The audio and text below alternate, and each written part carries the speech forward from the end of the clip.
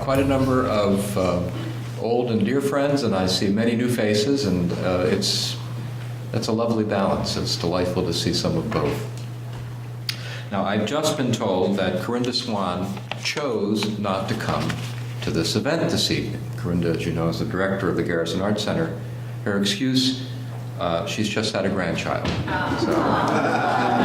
So maybe we can dedicate this event to the new member of Corinda's family. So I take that as a pretty good excuse.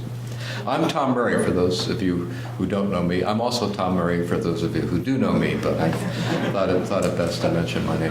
I'm president of the Hastings Center. The center is a nonpartisan, nonprofit research institute devoted to creating knowledge and sharing knowledge about ethical issues in health, medicine, and the life sciences, very broadly. And although we're sort of nestled here in this little nook in Phillipstown, the center has somewhat of a global reputation for its work. And as part of that global outreach, about a year and a half ago maybe, I gave a lecture in London. It was called the Nuffield Council's annual public lecture. The Nuffield Council is kind of Britain's national bioethics body, even though it's not a government body. But de facto, that's what it does. And it does very distinguished work. So I was honored to give this talk. And one of the great benefits of this talk was I met tonight's speaker, James King. James is, you'll describe yourself better than I can, but James does, I did call him an artist. He does design, he trained in design, and he and a colleague of his, Daisy Ginsberg, showed up at the center about a year ago to talk about work they had been doing on synthetic biology. And I'll let James explain what that is. We have a project at the Hastings Center on ethical issues in synthetic biology, funded by the Alfred P. Sloan Foundation. But James and Daisy came, and they arrived around lunchtime, maybe toward the latter part. And we're accustomed to having visitors at lunchtime, and we give them maybe 15 minutes to talk, and we engage them in a conversation. It's a great part of the culture. And we thought, well, we'll give them 15 minutes. I think it was 3 hours later when we came up for breath. We were so taken by the work they had done, by the imagination in it, and by what we thought were very deep connections between what we try to do at the Hastings Center and what artists like James try to do, which is understand what difference technologies in medicine and the life sciences make for our lives and the lives of our children and grandchildren. And so I extended an open invitation for James to come back at any time, and fortunately he was able to work it out for at least a few days this week. And I approached the Garrison Arts Center, who were extremely warm and helpful in helping to co-sponsor this event. And that's enough from me. I'll have a little bit to say at the end, but I now want to introduce James. Thank you.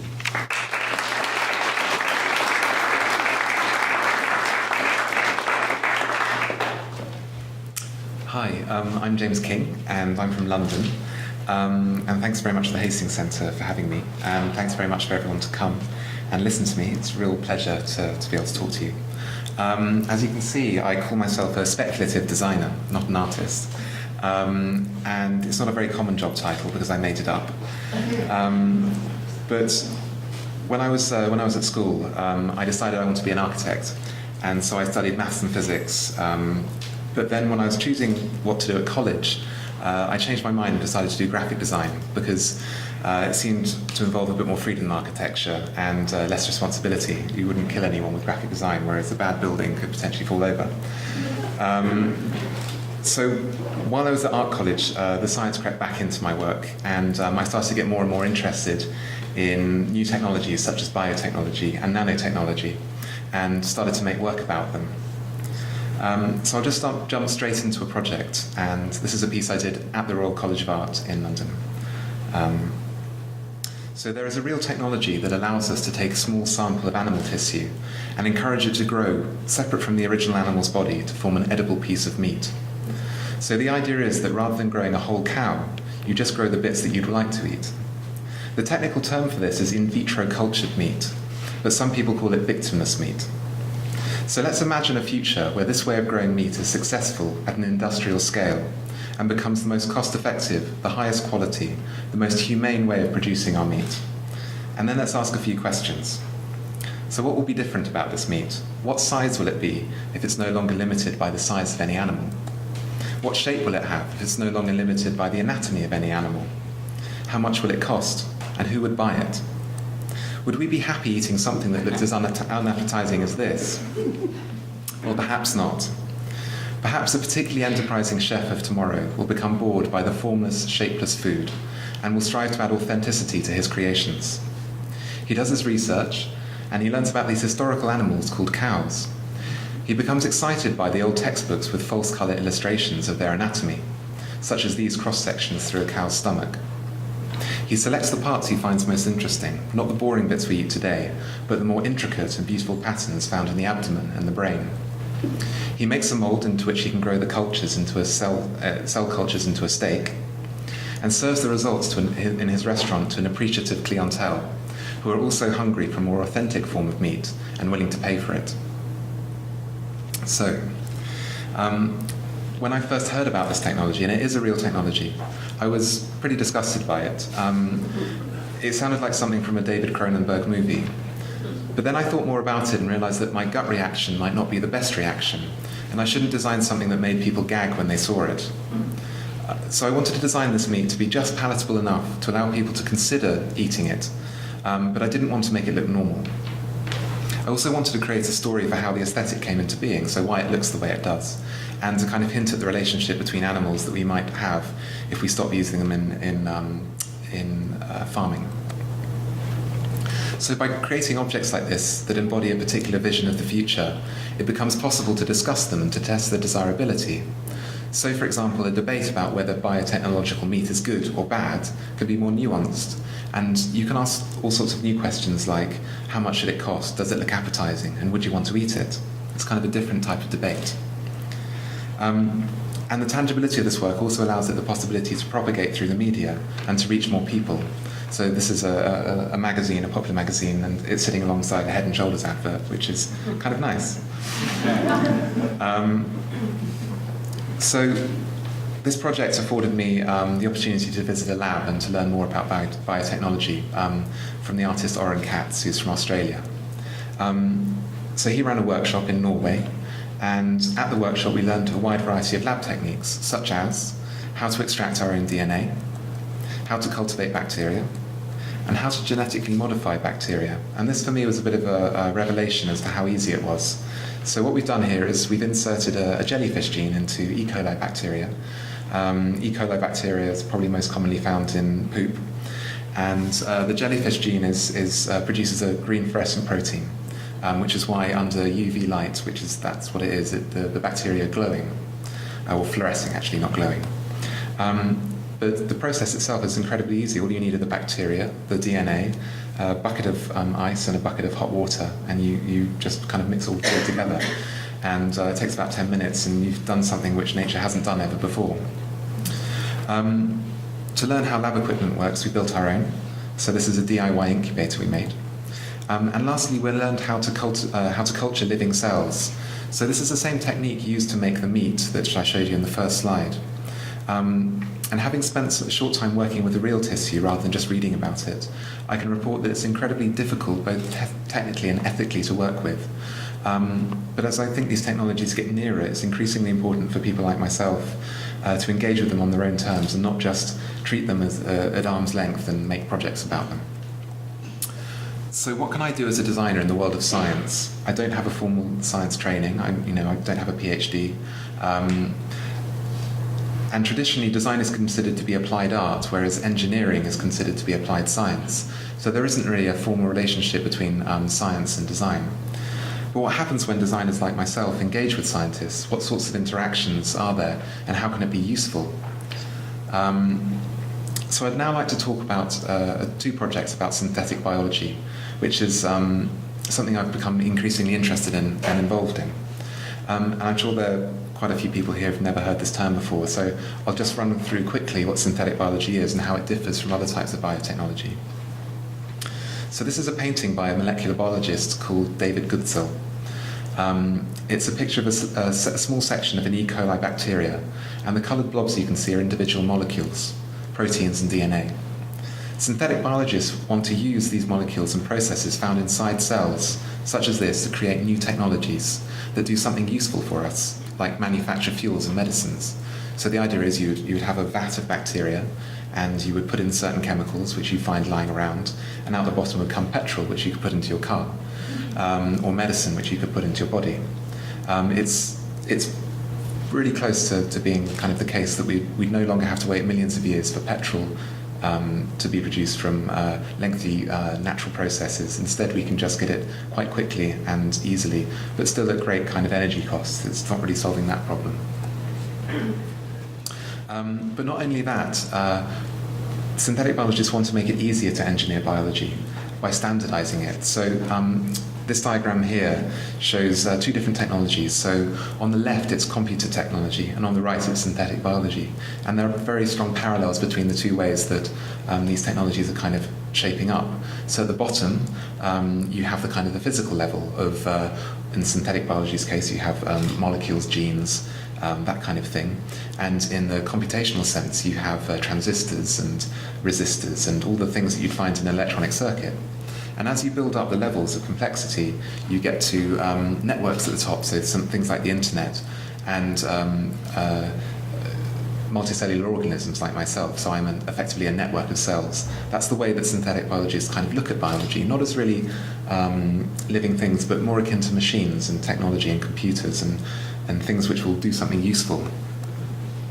And this is a refrigerator at the Massachusetts Institute of Technology, and it stores what are called biobricks, which are small standardized pieces of DNA that can clip together like Lego bricks and into any combination, and you can then insert them into cells, and then they'll start doing something useful for you. And the fridge is kind of stocked by this group of people. These are students taking part in the iGEM competition, which is run every year at the Massachusetts Institute of Technology. There are about 1,000 students and their professors in this image from universities around the world, divided into about 100 teams. And each team spends their summer engineering bacteria using biobricks, and then brings the results of their work to the competition. And this is the sort of thing that they make. So this is Polaroid, like Polaroid. And it's produced by the University of Austin and UCSF, and it's from the iGEM competition in 2004. And what they've done is what you're looking at is a petri dish covered with a lawn of bacteria, so it's an even kind of spread of bacteria over it. And they've engineered the bacteria to be photosensitive. So when you expose them to light, they start producing a black protein, which you can see forms an image, and then they shut off the light, and that image persists. So it's kind of a toy or a gadget, but it shows you the kind of power of some undergraduate students spending 10 weeks of their summer doing really interesting and quite amazing things with DNA and bacteria. So this is where I kind of got involved in this competition. So I'm about to show you a project that I did with Alexandra Daisy Ginsberg that Tom mentioned at the beginning, in close collaboration with the Cambridge University iGEM team from the UK. And so back in June, Professor Jim Haseloff at Cambridge University invited Daisy and I and two more designers to join his students for a crash course in synthetic biology. So again, I got to go into a lab and learn more about this technology. And at the end of the course, Daisy and I decided that we'd like to continue working with the team and also to share the way that we work. So we revisited the Cambridge lab regularly over the summer, and by the time of our first visit, the students had decided what they wanted to build for the iGEM competition. They would focus on making E. coli bacteria produce different coloured pigments, and you can see them here. So each of these little test tubes is full of E. coli bacteria that have been producing different pigments based on different genes found in other organisms. So the red is lycopene, which is found in the skin of tomatoes and other kind of red vegetables like that. The orange is carotene, which is found in carrots. And the green and purple is found, it's called violacin, and it's found in certain bacteria that produce it naturally. So they took all the genes responsible for these colours and they put them into bacteria. And the idea was that they wanted to create biosensors which really take advantage of bacteria's ability to sense very fine amounts of chemicals in the environment. So what they wanted to do was to make an E. coli bacteria that was sensitive to arsenic or another pollutant, And when it sensed that pollutant, it would start producing a corresponding colour. So if you imagine you were in California, where there's quite a lot of groundwater pollution from arsenic, and you were worried that this particular water supply might have some in, you could extract some of the water from the well into a little cup. You could put in some of these bacteria, these biosensors, and if the water went red, then there's arsenic in there and you shouldn't drink it. It sounds like quite a convoluted way of testing water. We probably have ways of doing it which don't rely on biology at all. But when you imagine taking the same technology to places like Bangladesh, where there's very little infrastructure, and all you need to take with you is a tiny test tube of bacteria, it becomes a very kind of feasible technology to imagine being used out in the wild, or in places where there's really very little ability to plug in large lab equipment and microscopes to test using other means. So we suggested they call these bacteria E.chromi A, which is a pun obviously on E. coli. But what we were interested in was how this new technology of bacterial colour, which is what we saw it as, how it could be used in the future and what the implications of that would be. So we saw two general areas, one with signalling, which is the technique which I just kind of talked about, this idea of biosensors. And the other is colour used as an end product. So we thought that you could have bacteria in vats producing red, which could then be put into food or into the textiles, rather than kind of going and extracting chemicals from kind of nature in the wild, which I guess is what we do now. But what we were really interested in was the implications of this technology. So we wanted to imagine how it might impact society. So rather than simply designing more applications, we designed 4 different types of things: groups, products, services, and laws. So groups could be people that base their livelihood on E.chromi A. Products and services would be ways that people buy and use it. And finally, laws might be needed to regulate it. So we placed our design proposals on a timeline stretching 100 years into the future. The proposals begin modestly, but gradually become more radical the further into the future we go. So beginning in 2009, Cambridge have developed E.chromi A, the base technology. And by 2010, we have a simple arsenic biosensor made available for testing groundwater at areas of risk of contamination. By 2015, there's a new profession of people whose job it is to scour the biosphere, looking for new pigments and to collect the genes responsible, bringing them back for use in the food and textile industry. By 2029, we have small microfluidic devices containing arrays of E.chromi A bacteria, kind of like credit cards. And you can put any chemical you like into this little cheap bit of sensing equipment, and it'll tell you exactly what's in it, which is very useful if you're a neurotic consumer and you're worried about what's in your baby's milk. In 2049, we propose a method for cheap personalised disease monitoring, which I'll come back to later. And in 2069, the biotech arm of Google releases pollution mapping bacteria into the atmosphere that turn red in the presence of excess CO2 or other pollutants. And as the saying goes, red sky in the morning, Google health warning. The bacteria recognise no national borders, however, and a major diplomatic incident ensues when they enter Chinese airspace. By 2099, we have total ambient sensing, where every surface is covered in E.chromi A bacteria, constantly relaying information to us. And colours no longer used as decoration. It's instead it's constantly telling us exactly what's in our environment and responding to us. So, having developed this timeline, we travelled back to Cambridge and presented it to the team, who were all young undergraduate students, about 1920. And I don't know if you noticed, but there were some gaps that we left onto it. And we decided to leave these gaps blank because we wanted the team themselves to come up with their own proposals, their own future visions for how their technology could be used, just to get them to think about the broader implications of what they were doing. So we took with us a suitcase full of prototyping materials, which you can see here, things like fake parrots, bits of kind of fake plastic body bits, felt, coloured crayons, bits of tape, the sort of thing that we use in our work in the studio. And we took them to the lab, and we divided the teams into 3 groups. And we told them they had 2 hours to come up with their own ideas and had to give a presentation in a few hours' time, but they weren't allowed to use PowerPoint, which is what I'm doing now. So the first group cast themselves as a team of food scientists from the near future. This is a batch of seaweed that they had genetically modified to express a red pigment that would then be extracted and used in food. So they took their food samples onto the streets of Cambridge and presented them to the public. So all this is a hardly statistically significant sample size. They received some really interesting feedback. The people they talked to said they preferred the idea of genetically engineered pigments over their chemical alternatives. 2039 sees the rise of the Orange Liberation Front, which is a terrorist organisation from the Netherlands. They are angry because the colour orange and its means of production have been patented by a company in China, and they can no longer wear their national colour to support their national football team, and must instead wear red and yellow close together. They want China to release its patent, and unless they get their way, they will reduce everyone to their level. They have built a bomb filled with the antibiotic kanamycin, and they will explode it at London Fashion Week, destroying all the colour, but not harming any people, which by that time is all produced bacterially.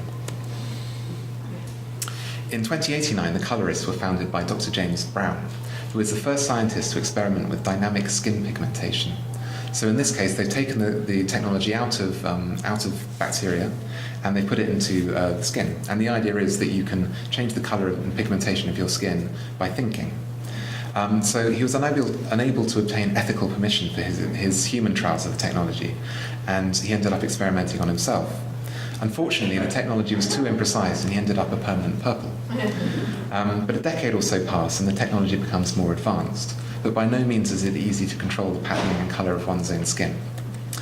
Eventually, though, the technology reaches maturity. So this is Vivian, and she's actually naked, except you wouldn't know it because she's expressing the appearance of clothing by carefully controlling the pigmentation of her skin. So after the workshop, the team went back to the hard grind in the lab, which is really, really hard work. Molecular biology is really difficult to do. But they returned to the lab with a new sense of how what they were doing in the lab might connect to the outside world in some future.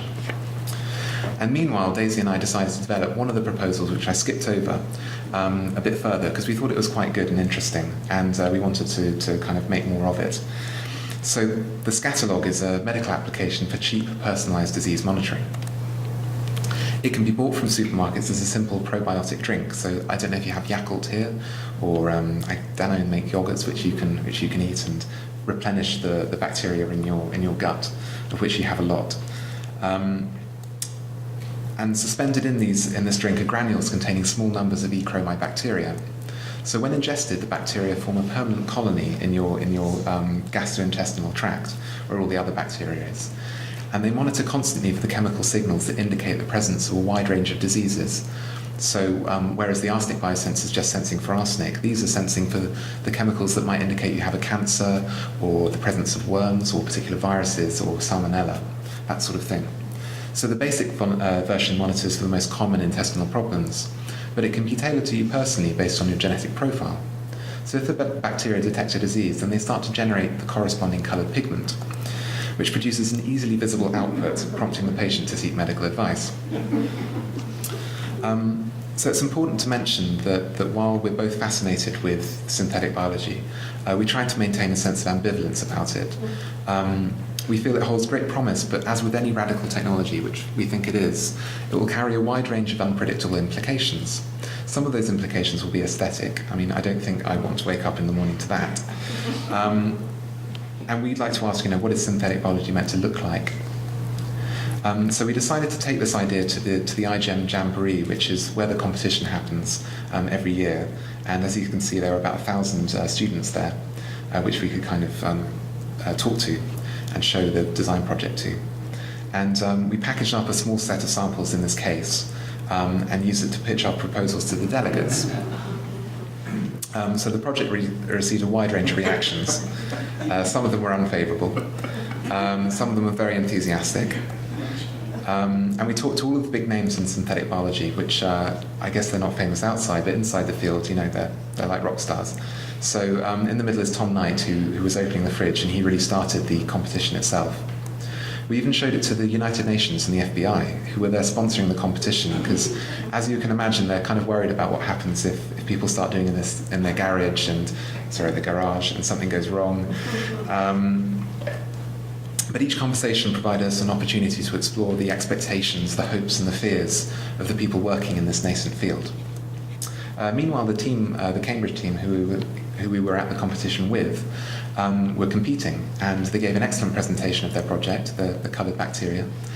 So good, in fact, that they won the grand prize, which is fantastic for such an international competition. We're really proud to have been working with them.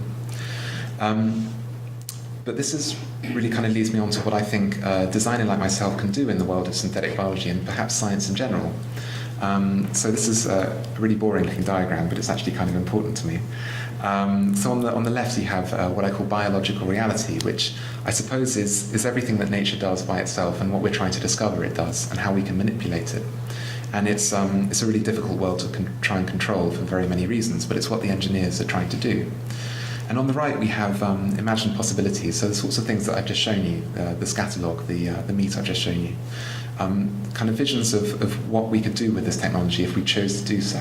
And they're not necessarily positive things, not necessarily negative things, they're just things that might be possible. And by kind of creating a kind of dialogue between design and then the kind of lab work and the lab techniques which go into making these technologies, I think it can create a much more interesting type of science, or at least a much more interesting way of augmenting science. And there's also a social aspect to it as well, because the imagined possibilities can be made public, and they can raise debate in public and scientific forums and get excitement and or trepidation and get money flowing into the types of science which people would like to do. So I've got one more project to show you, and it's a bit different, although it's still synthetic biology. And it's a collaboration with another team of UK scientists who are attempting to create chemical cells, or cells. And these are very, very tiny chemical systems which look and behave like real cells, like the type of biology that we have in our bodies. But they aren't based on any of the same chemicals that you find in nature at all. So what they're trying to do essentially is work out what life is made of by making some of it in the lab without taking anything from nature in the process. So in the past we struggled to define what constitutes the difference between living and non-living things. The concept of vitalism, so the idea that there's a non-physical component to life or a soul, has sort of fallen out of fashion, at least in science. And instead the prevailing doctrine is that life is an emergent property of biochemistry, we're nothing but sort of molecules bumping around in very, very complex ways. And molecular biologists have tried to understand what these processes are by performing traditional reductionist experiments, so they take apart nature to try and find out what makes it tick.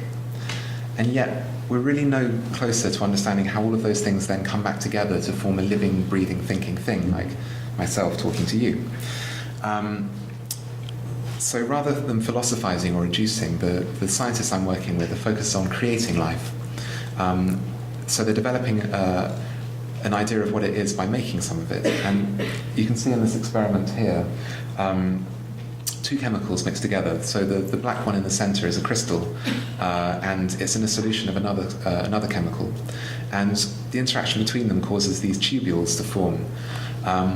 And they describe it as an inorganic living system.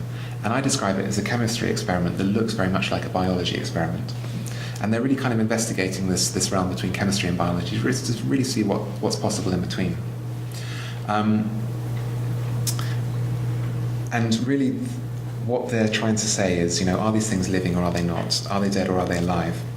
But I realized that when I was working with them, this really wasn't the right question. Because if they're trying to make a fully living kind of chemical cell, something which we can look at and say, well, that's definitely alive, they're not going to do it overnight. It's going to be a very long, drawn-out process. And this is something that we're kind of used to in design. So they'll start with something which isn't alive, and they'll gradually build up the complexity, and over very many years in the lab, creating more and more iterations of these chemical cells until eventually it will be alive, at least if it's successful. So what I was really interested in is the definition of life that this type of research gives us. Because at every stage of their research, they'll come up with something which is slightly more alive than the previous stage. And when you think about that, that's rather profound, because it means that life isn't an easily definable notion. Instead, it's something which gradually accumulates up the more lifelike it gets. And this is something that I actually wanted to design, this definition. And I worked with the researchers to kind of put down all of the features of a living thing in order between dead and alive. And to get them to do that was actually a really difficult task, and they couldn't do it at all until I asked them to plan out their research over the next 5 or 10 years, and then it was quite easy for them to do. So they said that they'd start with simple self-organizing chemistries, and they would build them into catalytic systems. You don't really need to know what all this means. And then they try to get these catalytic systems to auto-catalyze, which is where they create more of themselves. Effectively, that's like replication, which is what cells do when they reproduce. And then once they got that working, then they tried to get a process of evolution in there. And gradually, once they got that, they thought that the system would just take over it by itself and kind of evolve into higher and higher, more complex organisms, more fit for the types of purposes that it'd be used for. So I ended up designing this, which I call the cellularity scale, which is a scale between non-living and living things. And I have a film which kind of explains it better than I can in 2.5 minutes, which I'll just play now.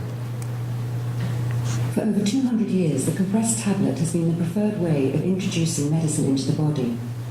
But when the tablet was replaced by the chemical cell, medicine changed, and so did our understanding of living things. The first true chemical cell approved for use in the healthcare industry is a simple construction. It is manufactured by forming an inorganic membrane around particles of a given drug compound. Only under specific conditions does the membrane become porous, releasing small amounts of the drug where it is required. Advances in metabolic engineering led to the second generation of chemical cells. Lying dormant inside the patient for several weeks, they monitor the condition of their surroundings. When triggered, they are capable of manufacturing a specific drug, releasing it as and when it is required. The third generation of chemical cells are equipped with the autocatalytic machinery necessary to replicate themselves. Useful for treating chronic conditions, they maintain a constant population in a patient over extended periods of time. By reproducing in pairs, the fourth generation of chemical cells bear offspring that combine the metabolic processes of both their parents. Often used when a patient's condition does not respond to a known compound, these offspring will produce novel varieties of drugs, some of which might have a positive effect. The fifth and most recent generation of chemical cells are characterized by one important additional feature. If these cells determine that the drug they are producing is ineffective, then they make themselves the target of the patient's immune system, which will treat the cell like any other pathogen, killing it. This ability to die subjects the chemical cells to a form of natural selection, allowing their evolution towards a more effective treatment of the patient's condition. The medicines described here represent key milestones in the development of chemical cell therapeutics, but they are also the increments on a scale between non-living and living things, the cellularity scale. This is used in the pharmaceutical industry to classify chemical cells for regulatory purposes. But we prefer to see it as the root to a new tree of life, the branches of which would doubtless bear the fruits of our future health and well-being.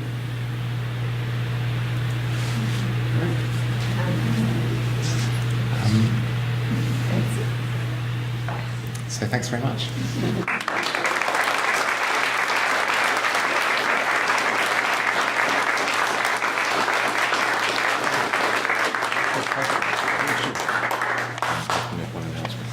James can take questions now. I have one caution to give you, that we are, in keeping with the Center's desire to share what we do more widely with the world, we are videotaping tonight's presentation. So if you ask a question, be aware that someone in Singapore or England or Japan might watch it tomorrow, or whenever Jacob posts it. But with that caution, I trust everyone's comfortable with that.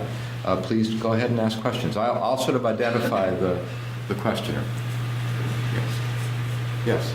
My name is Gabriel Levinson. You talked a lot about the promise of synthetic biology. Can you talk a little bit about the dangers of creating a pathogen that can kill everybody on every living human being, and how easy it is to do nowadays or in the near future?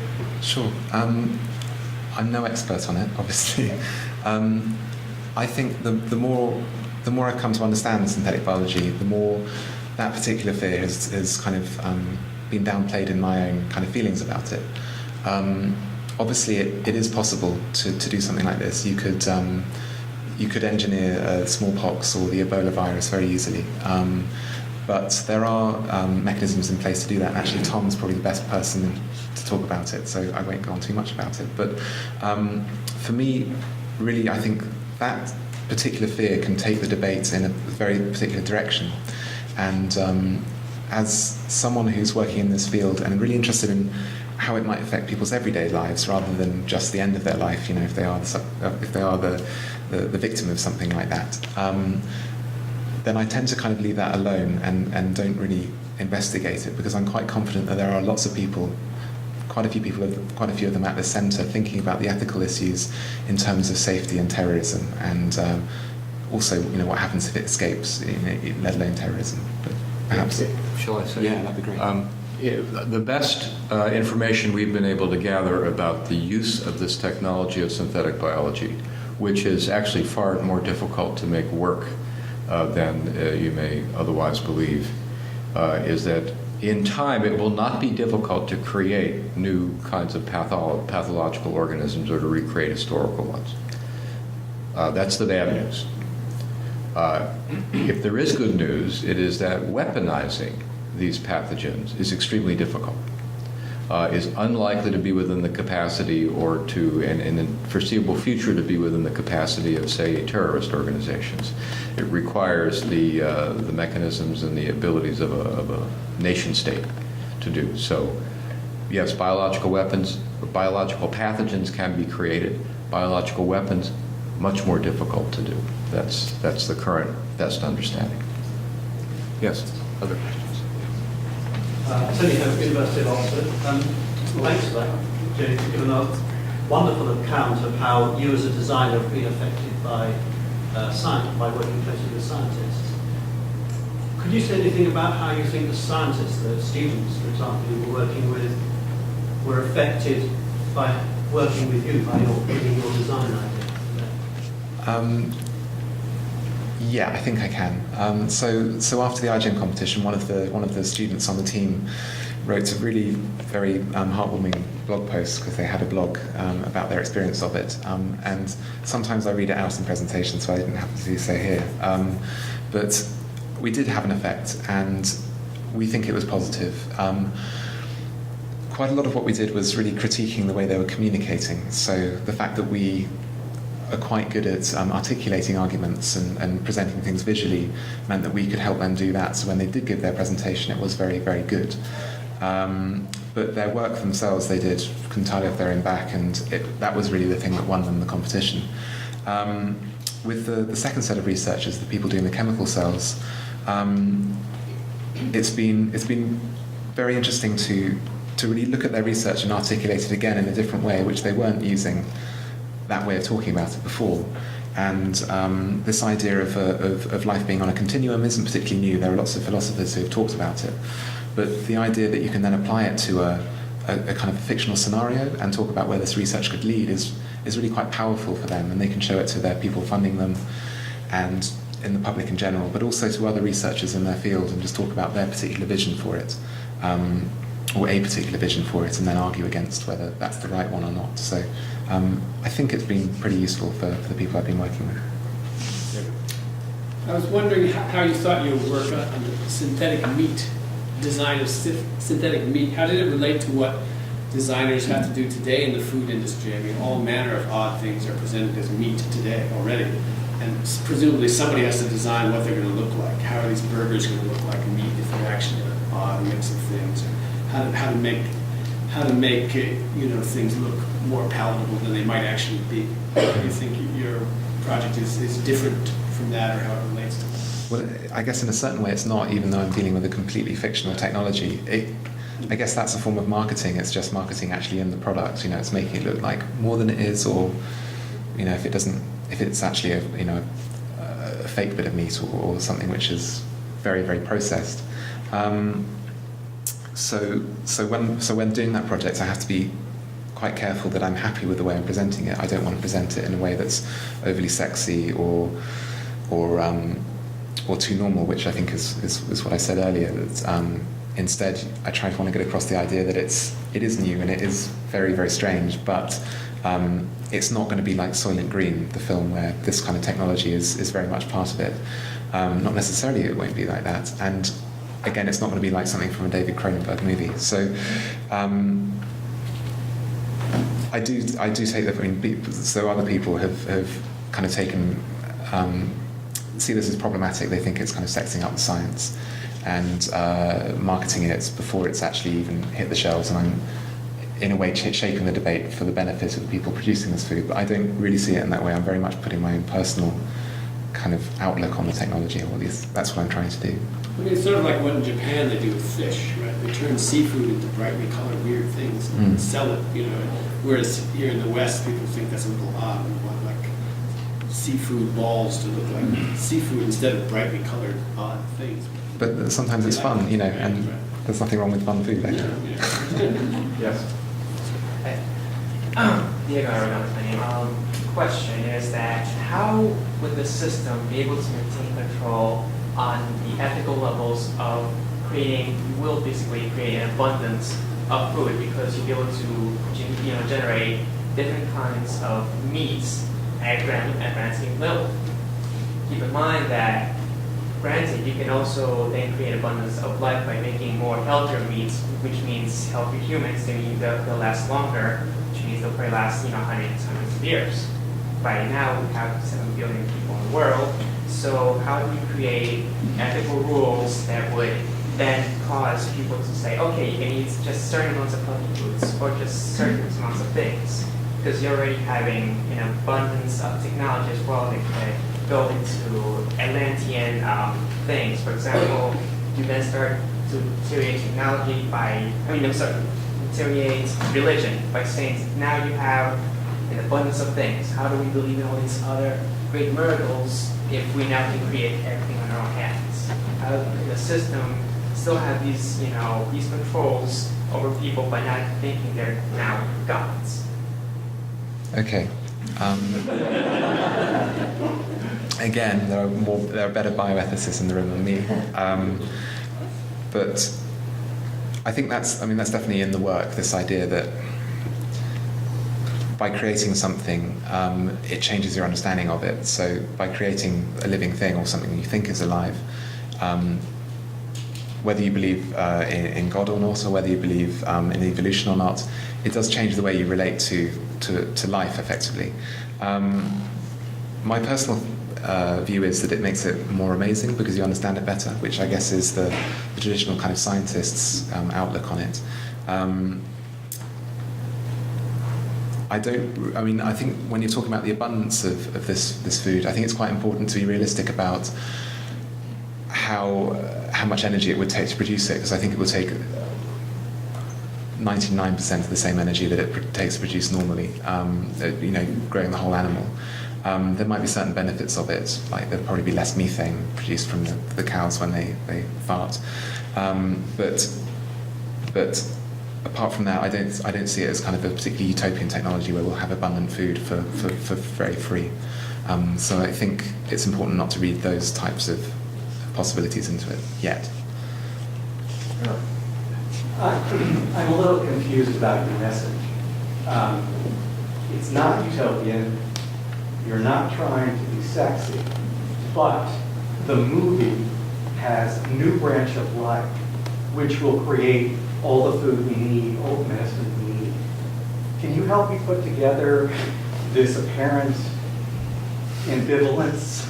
So the movie was from the standpoint of the pharmaceutical industry. So the cold, harsh voice was quite corporate. It wasn't my voice. You are the director of the movie. Yeah. I understand that there's some critical distance. Yeah. But you created the movie, which makes it sound like this is part of a utopian project. Now, I understand that you told us also that it's not, right? Mm-hmm. And that you don't want to be too sexy. But it's a very sexy presentation, and it seems to me, you owe it to yourself and your audience to really take on, in a more straightforward way, the deep tension between a lot of what you're doing and what you really say you want to do, right? I mean, we all, well, Finished? I'm finished. Okay. So The tree, so the scale itself can be read. I mean, I designed it in one way. So it has a root going down the middle, which is the root to the new tree of life, which again is quite utopian, quite fantastical, and yet it's got a scale from 0 to 100, somehow grading how alive something is, which is a really clumsy way of kind of describing something as being 0% alive, therefore non-living, or 100% alive, therefore being 100% alive. And that for me is quite a cold, harsh. Doesn't tell you anything about livingness. It just tells you that there's a scale to it. So for me, that's the kind of the negative part of it. And yet, it does lead to the possibility for a second tree of life, something which will grow up parallel to our original biology, interacting with it in the form of pharmaceuticals, which is quite an amazing idea. So I think with this one in particular, I guess the idea that I'm trying not to present it in a utopian way is slightly disingenuous, because I think the idea of creating life is quite fantastical anyway, which is what the researchers are attempting to do. But I guess with the meat project and especially with the scatalogue, the poo, I think that's very much an attempt to, I guess, puncture the utopian desires of this technology, where we're talking about abundant fuel and it's treated very much. I mean, I'm sure you're aware of the visual imagery around synthetic biology, which is cogs and gears and mechanics just applied to cells, in the same way that you're sort of taking mechanical engineering and kind of looking at it. I don't really have any of those images here, but the idea that could be replaced by something that's as messy and complicated as human feces, as the kind of the poster child for it, is, I guess, my attempt at kind of, or Daisy and my attempt at kind of puncturing that particular set of imagery around it to try and make it seem more complicated, which it is, than it's being presented. It was very pretty too. Okay. This is a wonderful audience. There are many people who want to say something or ask a question. I'm going to give people who haven't spoken or asked before a chance, and I will try to catch everybody before we finish. Yes? James, you made a very clear argument about the designer's value in the scientific process, and I was wondering if you and your team had reflected upon the visualization models that you're inventing, or the aesthetic sensibility you've developed. I don't think we have. I think the work is kind of too new, and we're just trying things out to kind of reflect on it in that kind of way. So I guess the answer is kind of no. It's just really me doing what I've done in previous projects and trying to apply what I've learned to these.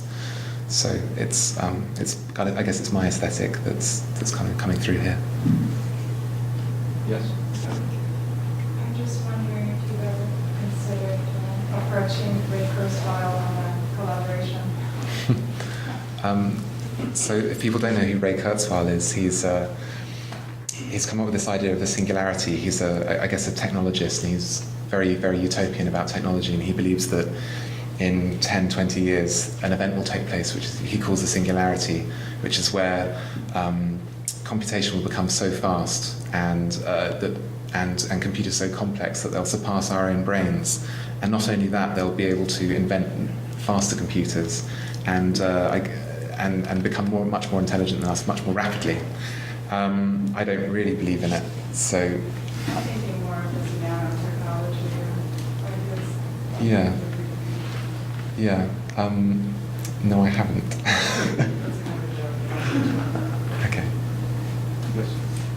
Ted Novak, you explained starting with matter to creating a living matter. Mm-hmm. What I'm trying to understand is baffling. What is almost alive? So in the film, it starts off with something which I guess is a little bit more complicated than a pill. You know, it's a simple kind of set of chemicals wrapped in a little membrane that does something interesting when you put it in your body. It kind of keeps the chemicals from getting to the wrong places, only releases them when they're next to your cancer or next to your heart or something which needs the drugs to kind of hit it. And no one would call that alive now. But if in context it's slightly less complicated than something which is more alive, then you start to see it on the continuum, which is kind of what I presented. So for me, or in this scheme, something which is, I guess, 75% alive, say mostly alive, would be something which doesn't undergo a process of evolution, but can replicate and can interact has its metabolism, so it's taking in energy, producing waste in the same way cells do. But it's not doing the thing which most life, or all life on Earth does, which is to evolve. So that's just that scheme. It's completely speculative. It's not really based on any rigorous kind of evaluation of living and non-living things. Yes. Has the possibility of synthesizing bacteria that creates, or maybe in better words, produces art been explored? And how would that change your role as an artist or designer, not being maybe direct influence on your art, being maybe more puppeteer? So, also, where do viruses stand on your scale? okay. So the first question, I think people are looking at bacteria that produce patterns, and actually it's not artists that are doing it, it's researchers. So there's a very interesting field of computation which is invented by Alan Turing, who invented the computer, and he also looked at living systems as well. And nature does it all the time, it forms patterns. And there are lots of research going into trying to get those same patterns to emerge in plates of E. coli bacteria. So I don't know what it would mean for art, but science is certainly looking at it very seriously, because it could lead on to controlling multicellular organisms and the growth of those. Viruses are always something which are generally not considered alive, now at least, because they require a cell in order to reproduce themselves. So in themselves as an entity, they don't have the machinery capable of reproducing. Which is, I guess, analogous to some of the things that showed on that scale. But it's quite important that scale is really just about this particular technology. It's not really applicable to the natural world, which is much more complicated and doesn't really have an easy way of kind of defining it in that way. Yeah. Walter Gaggy. One of the qualities of life is the ability to grow, develop, and change. Most of the thinking here seems to be on the ability to control. So I'm thinking of a life, like my kid brother. Definitely alive, yes. Controllable, no. Why isn't he controllable? Because he's alive. We plant gardens and then we have to go out and weed them because it gets out of control. Life has this own mechanism. So one of the things we've got to be aware of, if we build something that's, quote, lifelike, even though it may not be 100% life alive, if it's lifelike, it means we're going to have to then try to figure out how to control it. Even viruses, who you say may not be fully life forms, damn it, they mutate. Yeah. So this is the thing. This is a really important debate in synthetic biology, and it's whether at all that it's possible to control life in the same way we can control the manufacture of a car. Yeah. And some people think we can't, some people think we can. I don't know. I really don't know. On the one hand, I would think it's crazy to think we could, but then you go to the competition like iGEM and you see these amazing things that students have managed to do. And I think one of the interesting things is, I think trying to do it will mean that engineering becomes better at learning about complex systems. So the sorts of systems that control the weather, that we're coping with climate change, and even the way the cities kind of operate, they're really difficult to predict, and they behave very much like organisms. So I think just the fact that engineers are trying to take a much more rational approach to understanding these and to manipulate them will mean that if they get it wrong or if they can't do it, they'll learn something new about these systems. And that may be applicable outside of what they're trying to do to other areas. So I take your point that we may not be able to use this in the outside world. It just may be too unpredictable. But I think the idea that we're trying isn't necessarily a bad idea, because I think if it's not possible, then... I think we have to try. Yeah. Because we can't be controlled. We have minds that constantly are spreading. We gotta get to the answers. I'm mindful of that James has been speaking for quite a while, but I have 3 people whose hands I've noticed. Do you think you could take 3 Sure, brief yeah. questions? And then we'll call it a night. We'll actually have a reception waiting on the porch. So we can continue the conversation after the formal part of the program closes. But let me get the 3 people. Matt, did you still want to ask your question? Yes. Hello, Matt Prentice. Your film was, as you said, very corporately produced, but to what degree is the existing corporate pharmaceutical and biotech world embracing synthetic biology as a drug discovery technique? So I guess the synthetic biology that you see at iGen, which is using bacteria, that's been taken very, very seriously. Lots and lots of money going in, especially around fuels and medicines. The bottom-up stuff, I think, is seen as really too far out there to be worth kind of considering as being useful, at least for now. So,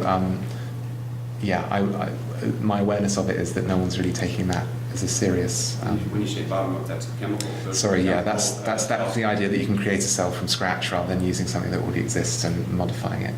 Having said that, you do start to see medical applications emerging. So I read a paper this morning where they were using, the analogy was they were using these chemical cells as IEDs for bacteria. They would fill them with antibiotics, and when the bacteria touched them, they would explode, spraying antibiotics over them, killing the bacteria. So I guess some people are kind of thinking about their use in medicine, or at least in healthcare, but it's much less developed as the top-down approach using kind of standard.